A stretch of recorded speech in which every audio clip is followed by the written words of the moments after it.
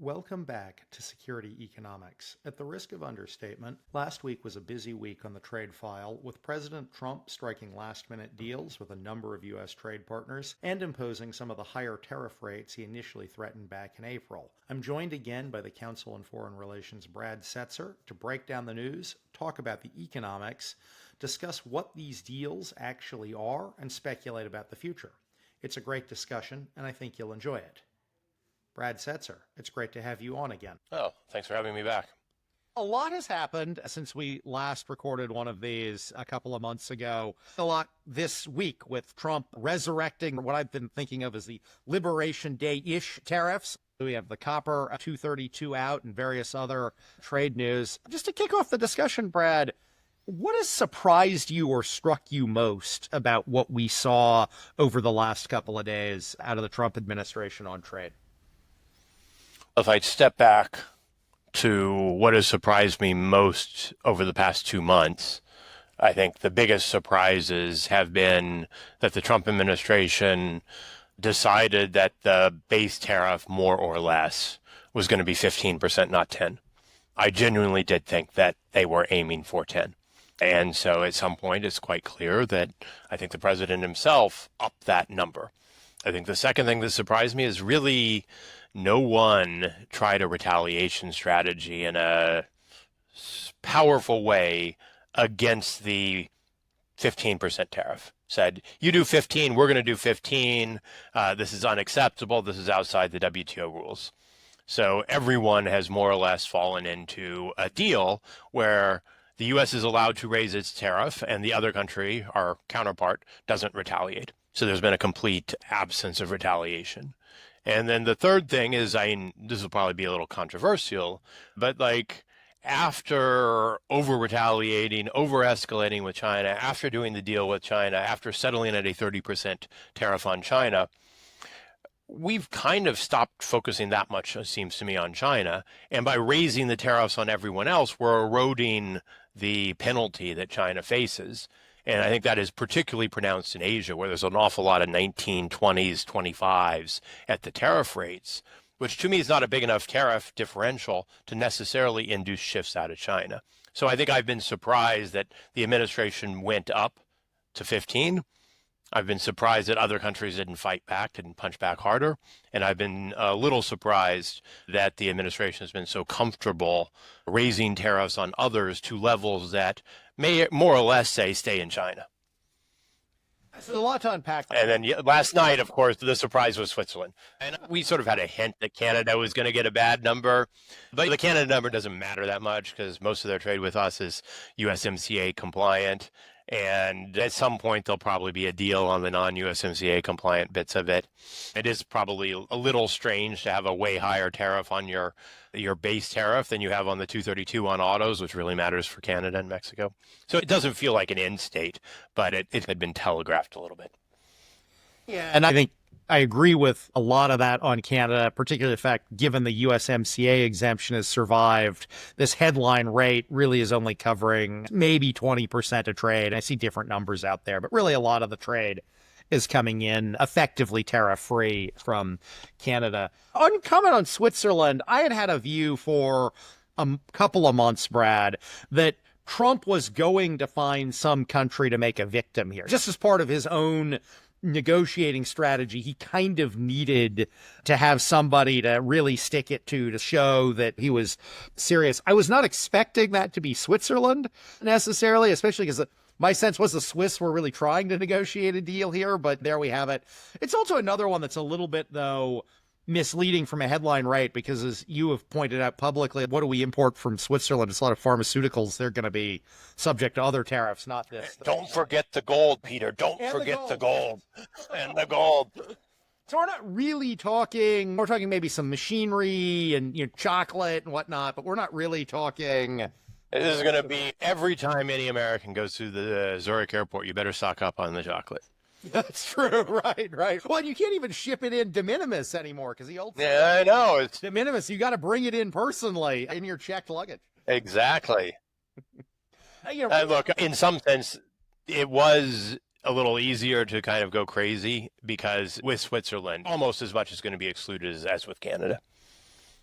That's an interesting point. It actually brings me to another topic or related topic, Brad. There is a way in which when you think about how, although he has jacked up headline rates on Canada, he's excluded USMCA, although he has imposed 39% tariffs on Switzerland, more than half the goods are exempt.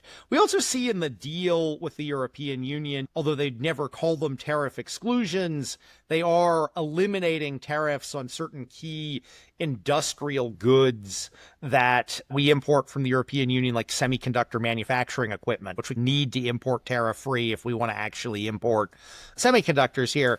Yes, it is a surprise to me, too, that the president went from a base 10% to a base 15%. They are also getting a little bit more nuanced in what they're covering, or am I wish casting that maybe they're getting a little more nuanced in what they're covering? No, I think that is a fair read. I think you can also attribute that to some degree to European negotiating success. You certainly see many more exclusions in the European deal than you saw in the deal with Japan. And that was in part because the Europeans started off with a proposal where they wanted basically fully open trade in industrial products. They wanted zeros for zeros, no tariffs on either side. And they whittled that European proposal down, in a sense, to the goods where the U.S. did recognize that the tariffs would be more pain than gain. I'm not sure that yet is fully the norm, because that particular subset of exemptions does seem pretty Europe specific. It was certainly the case that in Brazil, in part because the tariff was set at such a high level, and in part because the tariff was done, in a sense, for reasons that had nothing to do with trade, they did end up exempting a very broad set of products. So there was an attempt in the case where there really wasn't a trade justification for the action, even in Trumpian terms, we went a surplus with Brazil, to kind of modulate some of the impacts. So I guess if you wanted to build on the thesis that we're going to have more exemptions, more exclusions going forward, Brazil's your best example. That said, I do think the administration is generally of the view that tariffs are an important source of revenue. It's a source of revenue that they like, that they think they can sell. It's a tariff, they say, paid by the other country. I mean, of course not. It's paid by the importer. But if you're going to get revenue, you can't give too many exclusions. So I think you're seeing exclusions in sectors where the case is obvious. Aviation. Boeing actually needs parts from Italy to make its 787. So what's the point of tariffing that? As you said, the semiconductor industry in the U.S. and any semiconductor manufacturer globally needs the ASML machines if you want to do extreme ultraviolet lithography. Totally makes sense. I'm not sure we're yet in a regime which is going to be more of a Swiss cheese regime with a lot of holes. I think we're in a pretty solid layer of base tariffs and then some tariff peaks that are a bit arbitrary.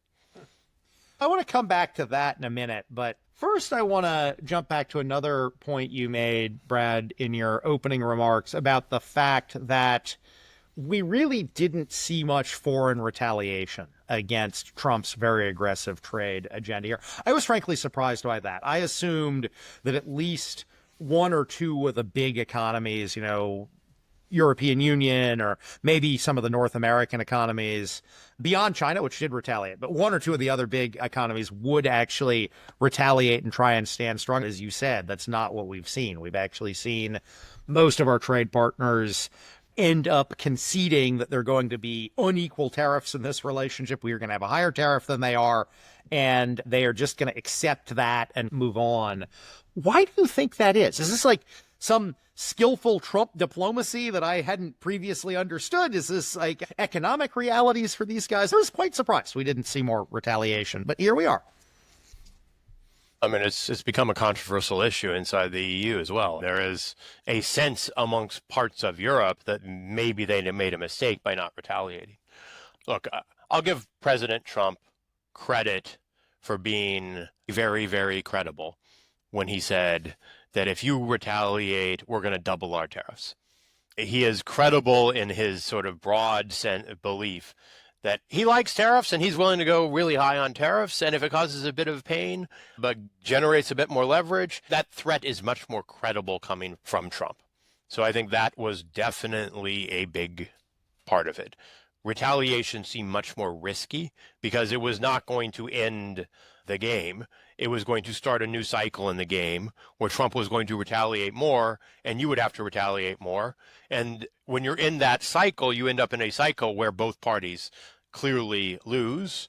And in Europe's case, in Japan's case, they do have a little bit more to lose, partially because the domestic sources of growth in their economy are a little weaker. And so losing access to the U.S. market would probably immediately push them into a recession. So I think that was a part of the calculation. I think the other important part of the calculation on the part of our trading partners, there's a little bit of they import things from the U.S. that you normally wouldn't include in a retaliation package. You normally don't retaliate against energy imports, LNG. Now, that doesn't fully explain things because there's a lot of other things that Europe imported. But when you looked at the math, it wasn't going to be necessarily a decisive blow to the U.S. because we were always going to probably exclude the LNG. Same for Japan and a lot of the energy and other industrial inputs. So in some sense, the fact that we don't sell that much advanced manufacturers, which is where if you don't have a market, you don't have a market and people lose jobs. And we export so many industrial inputs, it played into our favor to have a less sophisticated export structure in a sense. But then I think that probably the most important conclusion many of these countries drew was that frankly, they can survive a 10 or 15% U.S. tariff so long as everyone else is paying the 10 or 15% U.S. tariff. That in many, many sectors, the U.S. is such a weak competitor in manufacturers that the real competition is Japan, or the real competition is Korea, or the real competition, if you're Europe, is Switzerland. And then within Southeast Asia, your real competition is China or your neighbor. Malaysia, if you're Vietnam, if you're Malaysia. Indonesia has to worry about Thailand and Malaysia. So as long as your neighbors were getting broadly a similar deal, the economic calculus was, hey, we can live with this. We're not going to lose out that much. The case when you really lose is when you get hit with a 30% tariff and everybody else is at zero.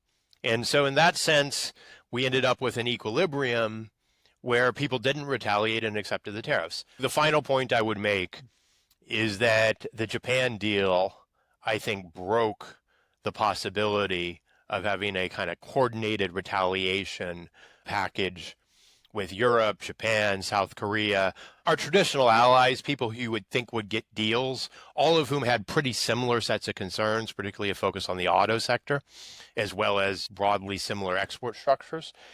And I think when Japan accepted 15, that made it very, very hard for the Europeans and the South Koreans to say, we're not going to accept 15. We're going to go forward with this hard retaliation package to try to get down to 10 to get to the UK level. On one hand, it seemed like, okay, well, the U.S. would probably not be willing to concede because it would, if you give 15 to Japan and then give 10 to Europe, Japan's going to be really unhappy. And so the equilibrium focal point pretty quickly shifted to 15. And I think that was, to me, the kind of critical moment. We were going to either end up with 10 for all of our core allies, let's call them, or we were going to end up at something like 15. Or, Trump would have said we could have ended up at 22, but it was going to be the same. And then what the Europeans did and what the Japanese did is, as best I can tell, maybe you know better, the 15 includes autos and didn't include a tariff rate quota, which is actually a pretty significant concession on the U.S. side. Yeah, I think that was an important concession on the U.S. side. If you're Germany, if you're Japan, cutting what had been a 27.5% tariff, 25 of Trump tariffs on autos plus the baseline 2.5 on MFN to 15 is actually, compared to what you were paying over the last couple of months, that's actually a major improvement for your position. And Brad, I also take... But it seems like only Europe got that deal. I mean, it's a little unclear if everyone else got rid of the 2.5 on autos or only the Euros. We will have to see how this plays out. It was interesting in the announcement last night.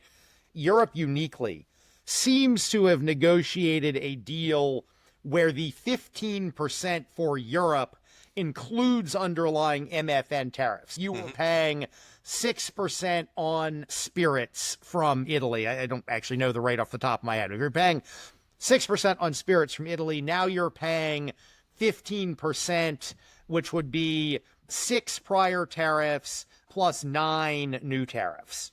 That's not true for Japan. If it's 6% on spirits, and again, I don't have the number in front of me, Japan, you'd actually now be paying 21% on your Japanese whiskey. You're paying 15 new tariffs plus the 6 prior tariffs. So Europe does actually seem to have gotten a little bit of a better deal on the universal tariffs here than anybody else, because they get to count the MFN rates against that in a way no one else does. Autos is a little different because, of course, autos is the under 232. We've not seen the implementation on the auto rates yet. The Japanese perspective is very much that they also are getting credit in autos for the underlying MFN. Whether that is, in fact, something the Trump administration thinks it's agreed to, we'll have to see TBD in the implementation. And that gets at a more general point. I just saw someone like wildly confused about why Brazil was at 10% in the document that was released last night. The answer is because the extra 40% on some Brazil products is in a different tariff action because it is not part of the reciprocal tariffs. It's part of a Brazil-specific IEEPA determination. You know, there are at least 3 IEEPA tariff sets. There are these exclusions from most of them for sectors which are subject to the 232. You know, it has become damn near impossible unless you have the full tariff schedule to just have a simple description of what the tariff is based on the country and the good. This reminds me, I remember, Brad, back on Liberation Day in April, a reporter called me up and said that the White House had tried to get some corporate CEOs to come to the White House for the Liberation Day event. But of course, no corporate CEOs wanted to come to Trump's tariff announcement. And what I told the reporter then is he should have invited the trade lawyers, because the winner of all of this policy, Brad, is the trade lawyers. And they would have been there in droves, looking at business opportunities for that. But I agree. We are in this remarkably complicated tariff regime. Regardless of everything else, one thing we know pretty much for certain is that there's going to be an enormous amount of complexity over the next 4 years. And it is simply going to be getting harder and harder from a kind of implementation compliance perspective to work through that. I want to come back to a point you made on China and Asia. I agree, Brad, with the point you made earlier. For many of our trading partners, what was important to them was that they have the same rate as their competitors. If you're making clothing or consumer electronics or something, 10%, 15%, even 20%, it's not going to actually drive much onshoring to the United States. Those are all going to be just pay the tariff rates. So what really matters to you if you're Thailand or Malaysia or Taiwan or South Korea or Japan is what's your rate relative to these other guys? And that's why I do agree with you. You see this kind of clustering around 15, some of them at 19. You see this kind of clustering in the rates the Trump administration is applying. I agree with you also. The interesting thing about that is we are now at a point where for many of these goods, the delta between what a allied or partner country tariff might be and what a China tariff might be is going to be in the 15 to 30% range. There is still a delta there because most China products are at 30 to 55, depending on whether they were covered by Trump Term 1 tariffs. So there's still a delta, but that delta is getting compressed. And of course, with Trump potentially getting into more serious trade negotiations with China, that delta may actually get compressed further. And we may actually see a world where some of our allies have a relatively small tariff differential from China. It brings me to a broader question of what do you think these deals over the next couple of years are going to do to trade flows coming from our trading partners? Do you think this trade flows are going to remain largely unchanged? Do you think we are going to see some shifting between who we're importing from? I actually struggle a bit because I think I know how to analyze a 25% tariff on one country if the tariff on everyone else is 0. I'm pretty confident that trade in that product will fall by close to 50%. If we do a uniform tariff of 25%, which is something we haven't done in the past, and if you have to look at the response to just that uniform tariff, the appropriate elasticity isn't well known. My gut is that the elasticities that come out of the exchange rate literature are probably a reasonably good guide. And those would say you would expect a fall from a 25% tariff of between 5 and no more than 10% in the overall import volume. So that's one way of looking at it, with some rerouting to take advantage of lower tariffs. Although if you're in that subset of goods from China where you're just paying the 30% tariff, and that 30% tariff, 20% of that is a fentanyl tariff that the Chinese are trying to negotiate to take off, and your alternatives are 19 or 20 in Southeast Asia, I would say you're most likely just going to stay in China. You're not going to have that big of a swing. On the other hand, if you're one of those remaining Chinese companies or U.S. suppliers to a U.S. company from China that's in the 25 plus 30 bracket, 55% tariff, you would almost certainly now be working to find some alternative. A 55% tariff should be prohibitive. It should lead to trade in that good to zero out. So there will be some rerouting, less probably than I would have expected if there was more of a differential. Modest, I would say, given that it's probably better to think of this as a 15% global tariff with some ups and downs than a bilateral tariff of 15. And then I think it really matters where the dollar ends up. The dollar dropped from a really high level in March to a less high level now, but it's still at a level where in most cases it doesn't make sense to produce in the U.S. And then it really matters whether or not this tariff package, which is a tax hike, slows the economy or doesn't slow the economy.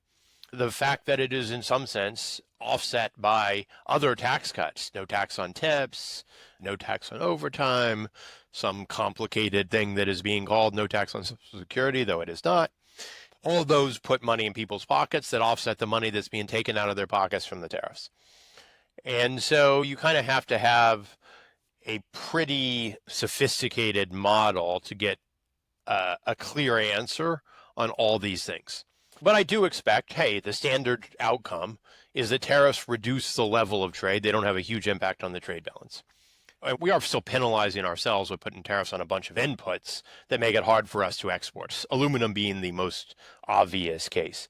So I would expect some reduction in exports, a bigger reduction in imports, some offset to that reduction in imports from the tax cuts, some additional falls in exports because the dollar is still extremely strong. So I expect some very, very modest adjustments to the trade balance and then a slight reduction in trade intensity.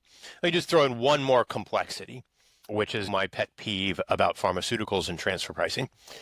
There is a component of our trade deficit that is completely fake. It is simply because the easiest way to move a profit out of the U.S. and out of our 21% headline tax rate was to inflate your import price. There was no penalty on that when tariffs were at zero.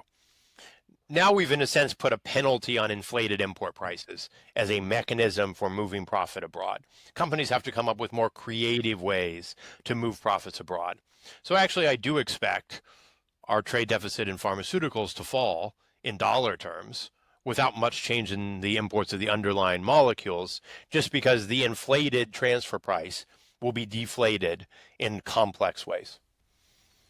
It's going to be interesting to see how companies deal with this. I've talked to companies not just in pharma, but in what you might think of as IP-rich industries that have for many years played complicated games with where they locate their IP and thus where they book most of their profits. And they are clearly beginning to think through how do they want to rejigger their IP location and tax strategies now that they're paying higher taxes on imports. On the other hand, the Trump administration has made very clear that they are watching like a hawk to see if importers simply start trying to reduce import values and are going to be investigating that for tariff evasion. So it's not just the trade lawyers who are going to do well off of this. It's going to be the tax lawyers and the IP lawyers as well, working together to button up how you can play these games. Yeah, apparently the pharma guys are going to unbundle a lot of things from the import price. Branding and IP is going to be unbundled. So that way they will say it's not a change in transfer pricing. It's just an unbundling. You lawyers, you always find a way to maul the English language to find distinctions that get around a rule. For whatever it is now, $1,800 an hour, people who will solve these problems for you. Totally. I want to ask you about the overall economic and macroeconomic impact here, Brad, because one thing that we've seen this spate of stories about how back in April, when Trump first headed down the global trade war road, we did see market reaction. And we saw a lot of commentary about higher CPI coming and really serious adverse economic impacts. Now we're seeing these stories, well, sky hasn't fallen the way back in April some folks thought it would. Interested in your views, both on what the economic impacts are. What are we seeing from this? What do you think we will see? And then also your take on this recent cohort of maybe the sky hasn't completely fallen stories. Look, we import 10% of our GDP, which implies that 90% of our GDP goods imports and services imports generally aren't tariffed or taxed. The main big service import is personal travel. It's sort of governed by an entirely different set of rules. So 90% ballpark of our economy is not going to be directly impacted by the tariffs. It may be indirectly impacted because if we're spending more on essential goods, you're spending more on your back-to-school clothes, you'll have less money in your pocket and less money to spend on a restaurant. So there are indirect effects. But really, this is a tax. I think it's usefully thought of as a tax on a relatively small part of the economy, which means in order for that to have an overall major drag, the tax has to be pretty high. That'd be my first observation. My second observation is it does matter what else you're doing with tax policy. If you're taking money out of one pocket, but you're putting money into the other pocket, in my example about spending more on back to school, but you're not going to set aside any money to pay the IRS on your tipped income, you're probably still going to go out to that restaurant. There's not going to be that second order effect. I always have thought that when you got into the close to 20% on the tariffs without a fiscal offset, you were running a risk of getting the economy close to a stall. I think we've gotten close to that 20% level. We're certainly above 15, and I think we're getting close to the 20 level. But there's the One Big Beautiful Bill Act has some immediate tax relief that offsets at least a part of this tariff hit. So the combined effect is probably closer to a percentage point of GDP, which is a level where I would expect the economy to slow, but not to slip into a downturn. And I think that's broadly what we're seeing. Right? We're seeing actually H1 growth was not great. We just had the jobs numbers. Q2 jobs growth was pretty weak. So I think it's actually looking pretty consistent with the thesis that this is going to slow the economy, but not kill the economy as long as the tax hike from the tariffs isn't too big. And then on inflation, I think it's important to recognize two things. First thing is that inflation was coming down in a lot of services sectors before the tariffs. Just some lags in the housing, the lagged impact of Fed tightening. So we should be on a trajectory where inflation should be coming back to the Fed's target, should be coming down. And I think in those services sectors, that has continued. And if you think of the tariff as just basically a tax on goods consumption that reduces people's spending power, you could see some further reduction in services inflation just because people have less money to spend, and that pulls down the price of restaurants and da-da-da-da. The second thing is we are actually now pretty clearly seeing core goods prices, which are the goods that are impacted by the tariffs, going up relative to where they were. Now, before they were actually below the 2% inflation, core goods had become a disinflationary force. They've swung back to being an inflationary force. And say if we raise tariffs by 20% to take probably an upper bound estimate rather than 15, if 1/3 of that, which is Besant's number, is absorbed by the rest of the world, and I think is actually less than that, then you would have like close to 2/3 of it absorbed in the US.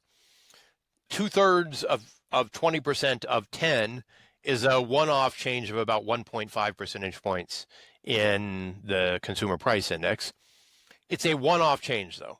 It's not continuous.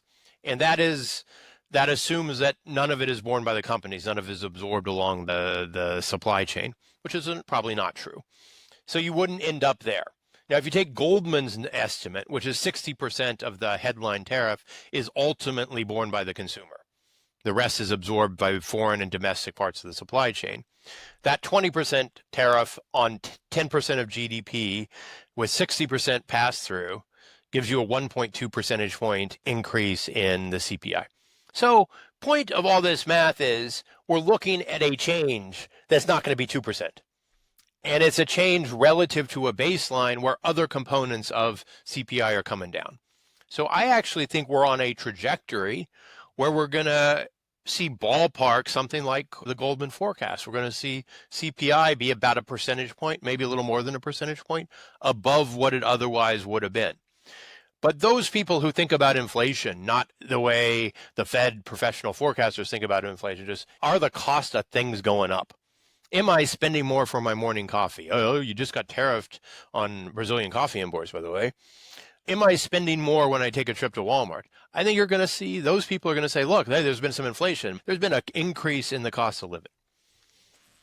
I do think we're seeing some evidence in the data that, as you say, Brett, like actually a lot of the prices are not being absorbed by the foreigners. We've seen declared import prices be flat or actually slightly up this year. If they were really being absorbed by the foreigners because of the tariff application, you'd think those would come down. We're not seeing much evidence of that. I do also think so far, and you see this in some of the bank analyst reports, companies seem to have been willing to eat into margins in the short run. We've seen that out of GM. We've seen that at some of the other companies. Ford.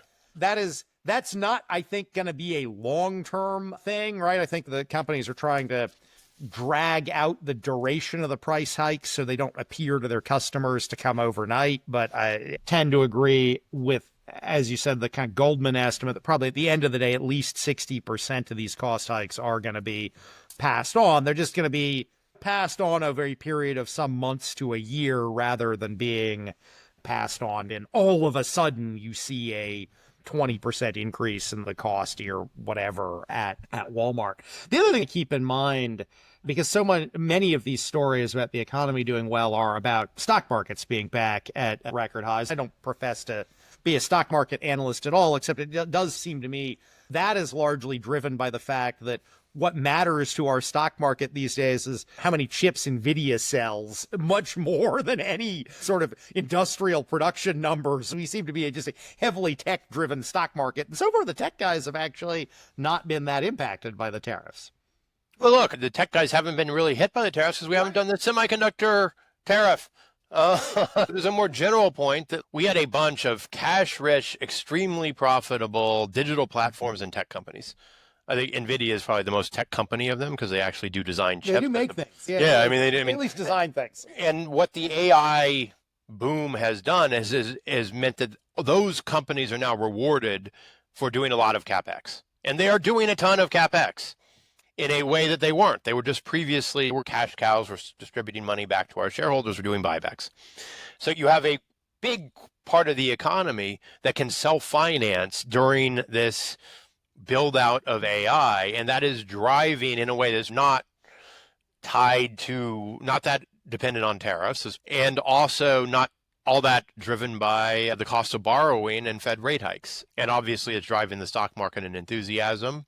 And we do have this kind of frothy other parts of the stock market that I don't really understand, but we seem like we're kind of in a day trading. People are exuberant about random things. We also have to be cognizant there may just be irrational exuberance at times in our markets, right? As has been said. In any case, but yes, the stock market has clearly, in a political sense, provided Trump with more freedom of action to go forward with a higher level of tariffs with less risk compared to April. And that is important. I want to pivot, Brad, to ask you for your take on the deals we have. And I should preface this by saying there's no deal text for any deal, right? There's nothing that I, as a trade lawyer, would ever have considered a deal text has been published. We have a combination of White House fact sheets for some deals. We have joint statements for a couple of the deals. And then we have Truth Social tweets being the only public evidence of a number of the deals. So we don't really know a lot of the details of these deals. Against that backdrop, the basic structure of these deals seems to be the foreign government agrees that the U.S. may impose a tariff rate of X percent, generally 15%. But, we've seen a few a bit higher, and the UK, of course, is at 10. But that's sort of element one of the deal. Element two of the deals has been the foreign countries commit to reducing at least some of their tariffs on U.S. goods. And there seem to be different commitments there, with some providing larger tariff reductions and some others, but there's a tariff reduction element. Then there's an element where the foreign governments generally seem to be offering some kinds of concessions on non-tariff barriers, though we haven't seen a lot of detail on how that's going to go out, and I have questions about how much will actually be implemented there. And then we see some combination of purchase commitments and or promises of investment in the United States. And where we've seen these promises of investment in the United States, particularly out of Japan and Korea, I'd say we've seen some divergence between the Trump administration's take on what these are and what the foreign government's take on what these are.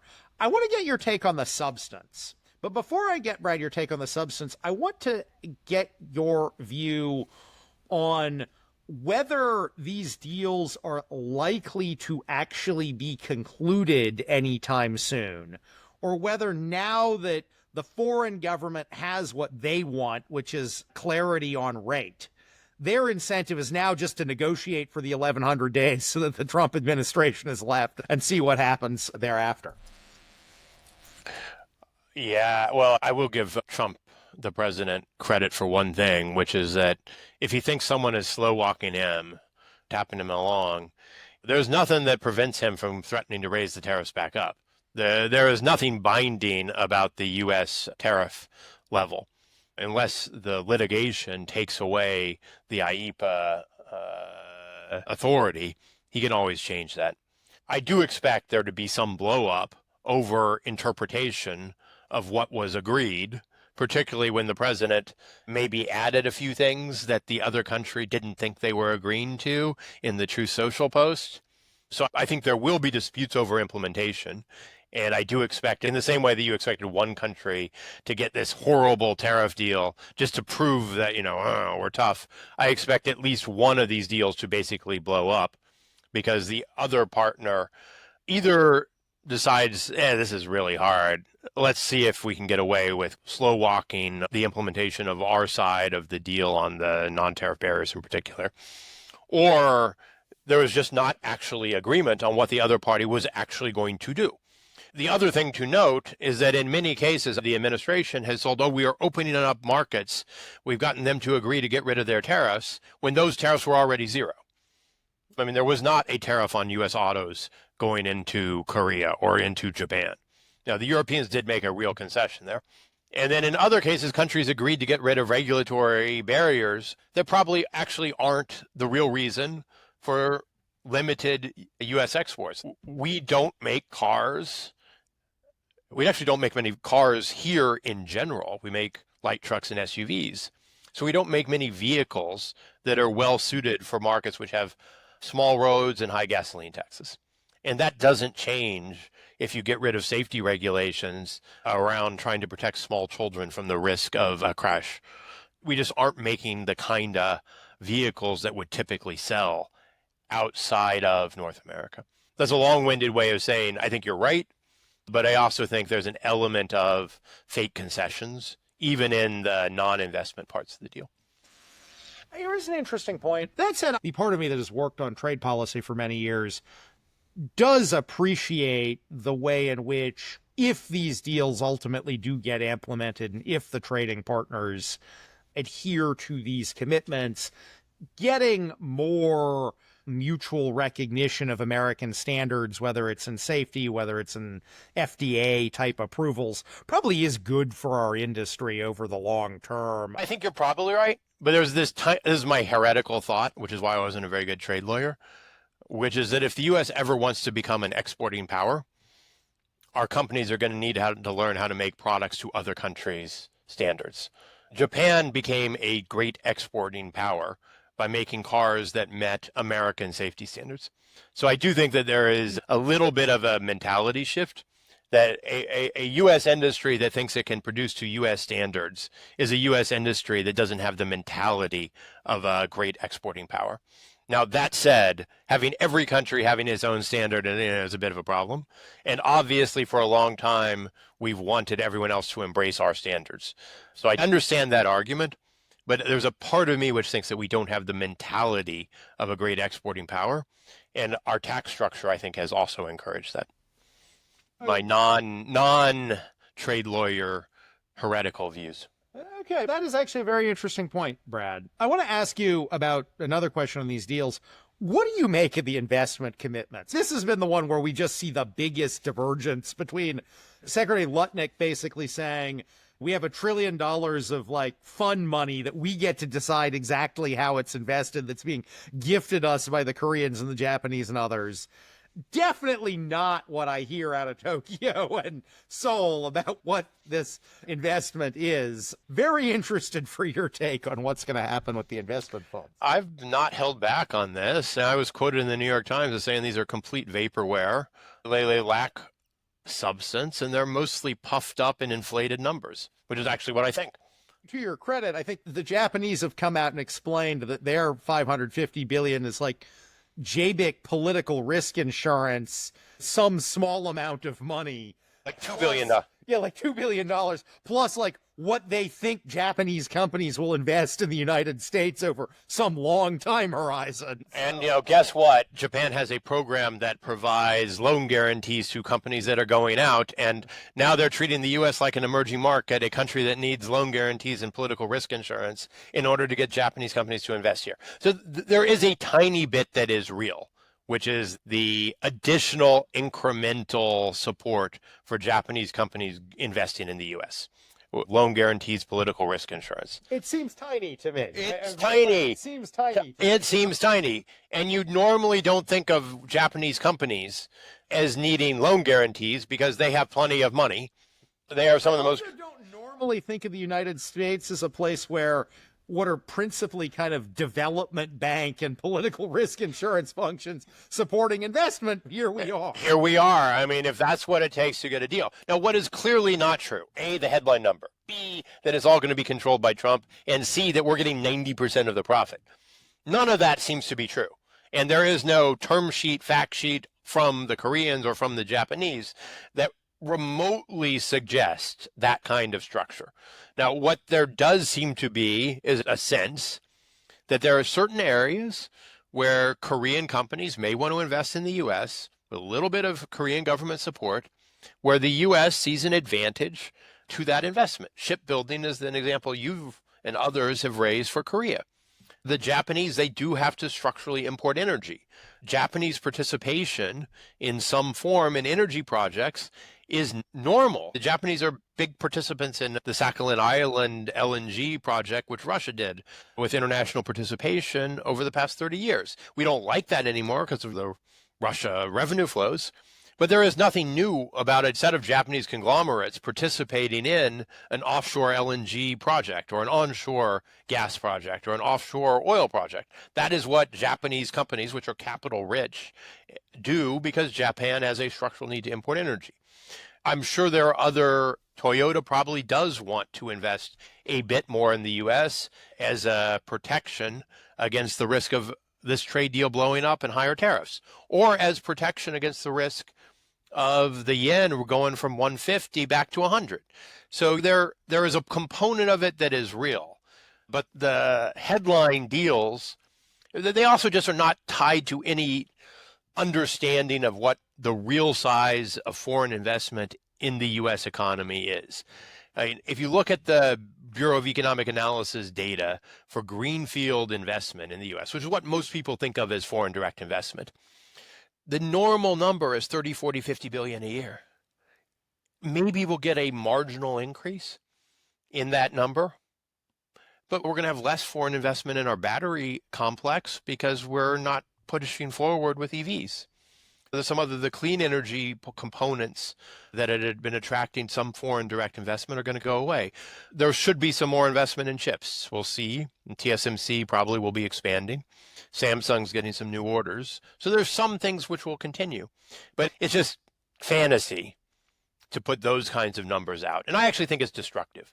I think it's destructive because it perpetuates a sense that America grows because our government does a deal with another country's government that generates these huge investments in the U.S. economy.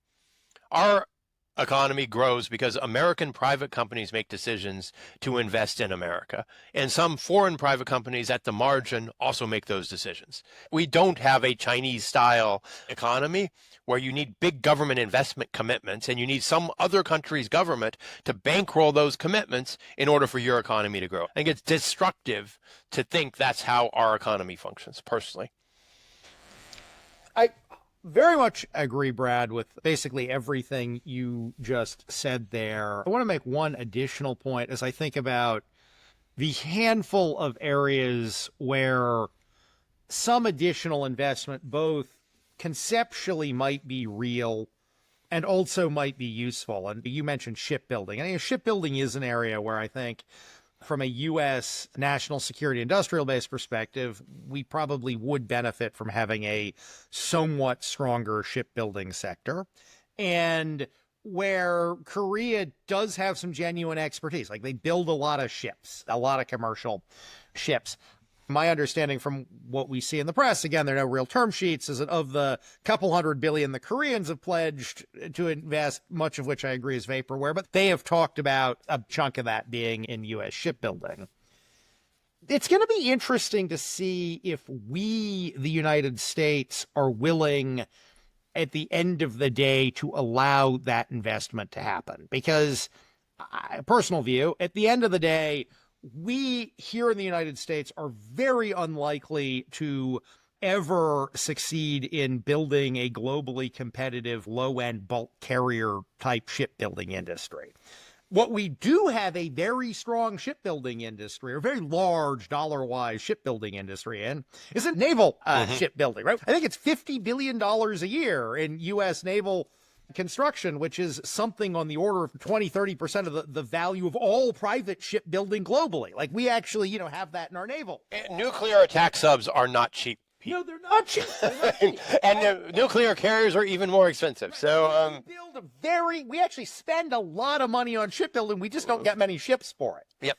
We're not going to build a bunch of low-end bulk carriers. Maybe icebreakers, maybe some high-end commercial type ships we can build here, and we should figure out how to do that. But if a bunch of Korean shipbuilding investment is actually going to make any economic sense at all in the United States, we're going to have to figure out how to include them in that defense shipbuilding base, because that's what we build.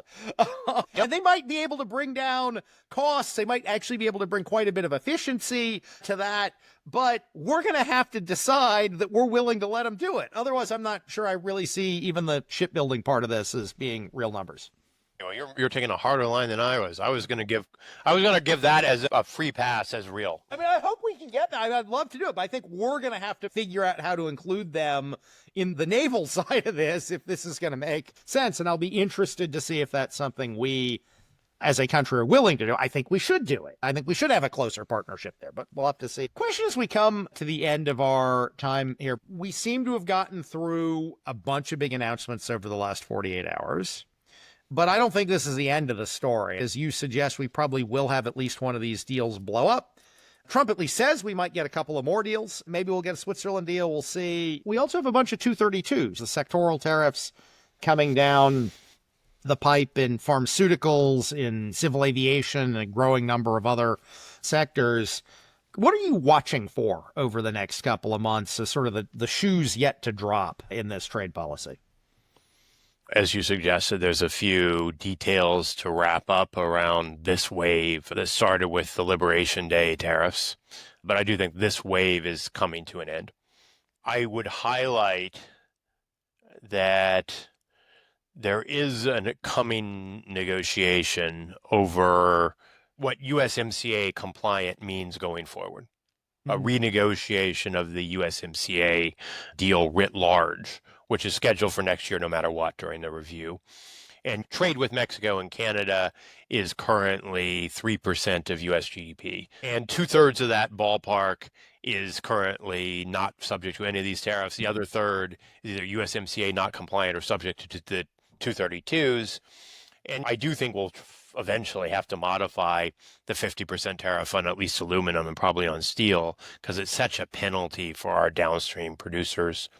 Ford and GM certainly want some adjustments to the auto tariffs, which are now quite punitive for them. And worse for them than for the Japanese and Germans once we get to the 15%. If it's 15%, really 15%, and for the key countries, and then we're at 25 for Canadian and Mexican content, plus the U.S. steel prices are, even on domestic steel, are like 50% higher than the global average.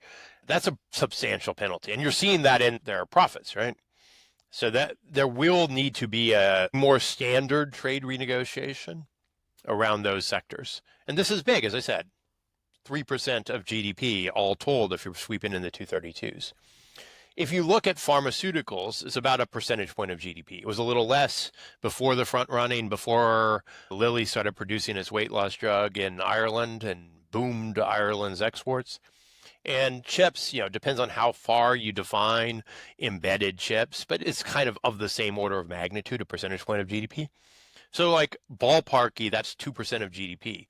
So in that sense, the stuff that needs to be wrapped up, that needs to be done, that hasn't even really started, is roughly half of our trade.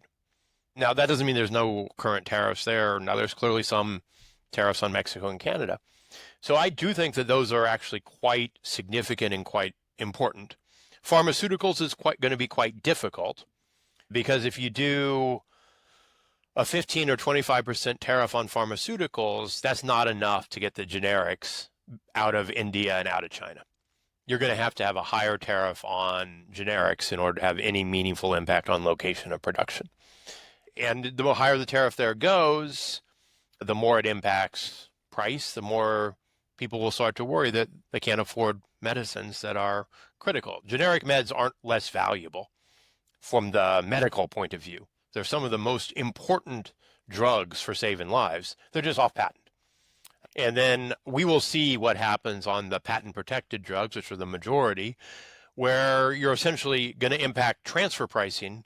And the net effect may be to change transfer pricing games without changing locations of production. Companies can use their Irish production plants as contract manufacturing facilities that sell back to their parent at the cost of production, rather than using Ireland as a tax base, which generates all of their profit. So we'll see how the administration tries to sort out what it wants to do there. As you've written, and as we both know, semiconductors, if you just tariff the chips, that doesn't make any sense because most of what we import are chips embedded in products. We import phones and they have a lot of chips. We import computers and they have a lot of chips. They're actually like American-made raw chips that are then sent overseas to be embedded in the product. In the days when Intel was powerful, yes, and now that TSMC is ramping up, we'll get some TSMC. So yeah, there's some U.S. chips. There's some non-U.S. chips. But more over time, non-U.S. chips, unfortunately. Hopefully we're going to change that. So presumably it's going to be a regime which tariffs the embedded foreign chip to incentivize Apple and NVIDIA to use TSMC in Arizona, to incentivize Tesla to use Samsung in Texas, to build in demand for U.S. fabs.